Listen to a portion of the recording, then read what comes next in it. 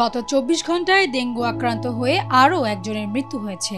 একই সঙ্গে এ সময়ে হাসপাতালে ভর্তি হয়েছেন আরও ৪৮৬ জন। গতকাল স্বাস্থ্য অধিদপ্তরের হেলথ ইমার্জেন্সি অপারেশন সেন্টার ও কন্ট্রোল রুম থেকে পাঠানো এক সংবাদ বিজ্ঞপ্তিতে এ তথ্য জানানো হয়। সেখানে বলা হয়েছে, গত শনিবার সকাল ৮টা থেকে গতকাল রোববার সকাল ৮টা পর্যন্ত ডেঙ্গু আক্রান্ত হয়ে আরও একজনের মৃত্যু হয়েছে। এ সময় ভাইরাসটিতে আক্রান্ত হয়ে হাসপাতালে ভর্তি হয়েছেন আরও ৪৮৬ জন। স্বাস্থ্য অধিদপ্তরের তথ্য মতে, হাসপাতালের নতুন ভর্তিদের মধ্যে বরিশাল বিভাগে ৪৬ জন, চট্টগ্রাম বিভাগে ৭৯ জন, ঢাকা সিটি কর্পোরেশনের বাইরে ৭৭ জন, ঢাকা উত্তর সিটিতে ১০৩, ঢাকা দক্ষিণ সিটিতে ১৩০, খুলনা বিভাগে ৩৯ জন রয়েছেন। এছাড়াও রাজশাহী বিভাগে ৩ জন এবং রংপুর বিভাগে ৯ জন নতুন রোগী ভর্তি হয়েছেন।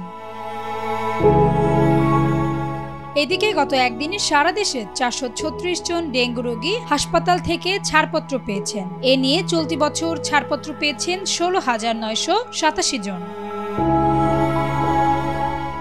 স্বাস্থ্য অধিদপ্তরের তথ্য অনুযায়ী চলতি মাসের ১৫ দিনে ডেঙ্গুতে আক্রান্ত হয়ে মোট ২৪ জনের মৃত্যু হয়েছে, আর এ সময় রোগী শনাক্ত হয়েছে ৬,২৩৪ জন। তাসনুবা আয়ুষী, ডেস্ক রিপোর্ট, ভোরের পাতা।